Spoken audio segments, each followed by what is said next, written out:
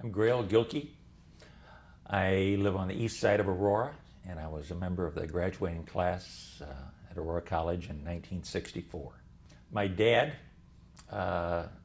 when we previously lived in Snohomish, Washington, just about 20 miles northeast of Seattle.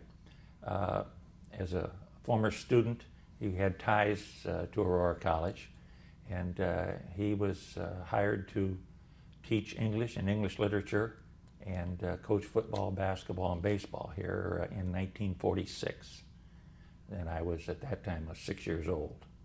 And so we moved from Snohomish, Washington to Aurora that year. To Aurora College, when I transferred here from the University of Colorado in I think it was 61, it was like returning, almost coming home, because you figure from 46 through 61, I had many ties to people at Aurora, and so it was very enjoyable, and I had no concerns or worries about coming.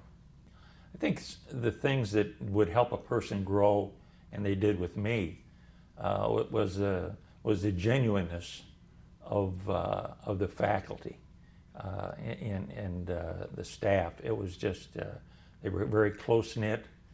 They did things together, whether it be a Christmas party or any kind of gathering, banquet, whatever it might be. But as a staff, it was just very impressive to see people at that level really have a genuine concern for their jobs and also for the people that they were instructing. Mose and Dorothy Krause were very close friends of my parents, and we did many things together for years. And they would certainly be two that I would always treasure the contacts that we had. But knowing, you throw the names of the Crimmies, the Hewitts, the Trumbos, the Parolinis. I'm sure I'll be leaving somebody out. The Thomases. Those are people that were such class people that you felt blessed to be able to be associated with them. I think I played basketball for 1 year, and that was when Jim Bragg was the head coach. And Jim was a terrific guy, had a great sense of humor, and was very insightful as a coach. He was a very good coach. And baseball-wise, I played 2 years and had 2 coaches. The first year was Sam Bedrosian.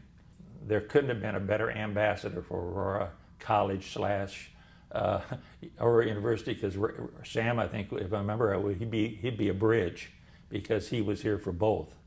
And but just a quality person, and excellent coach.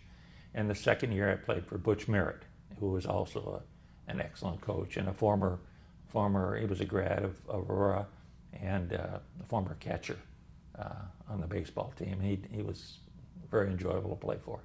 Mark Trumbo, I remember taking a course in semantics from Mark Trumbo, and it was just, you talk about courses that you look forward to, and so oftentimes, I don't know if that's the case with a college student, maybe you look forward to snow days more than having to go to class, but not so with Mark. He was a terrific instructor, and just a pleasure to have. Clyde Hewitt, another one. Dr. McFarland was very unique. He was different, but they were people that were just excellent. Theo Sinden in English was, you look back and you think, hey, how can one be so fortunate to have had people that good? Don Fuller in English. So those were very special times. I was involved with the basketball camps here really from about the early 70s through about 86 or 87, I think it was been the last year that we had it, and that was they were headed up by Dick Motta, who was then the head coach of the Chicago Bulls. He had a camp here for 5 years, and then I think it was for a couple of years it was the Jerry Sloan, Ed Badger, Jerry Sloan camp, and then for about either 7 or 8 years it was the Jerry Sloan camp.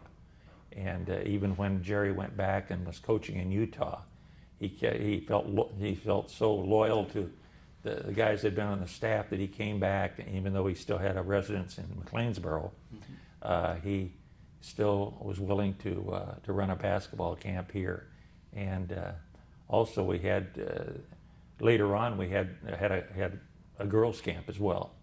And so it was those are very, very good times and times that we remember, and a lot of times we still keep in touch, not nearly as much as formerly maybe, but still keep in touch with the guys who are on the staff. Coming back during the homecoming weekend was very special, very special. I hadn't been to an occasion such as that. I'm trying to think whether I ever have, but coming, I really wanted to, and it was inspiring. I hadn't seen even though I drive by, and I hadn't really taken as much of a look at the campus as I should, and it was awe-inspiring.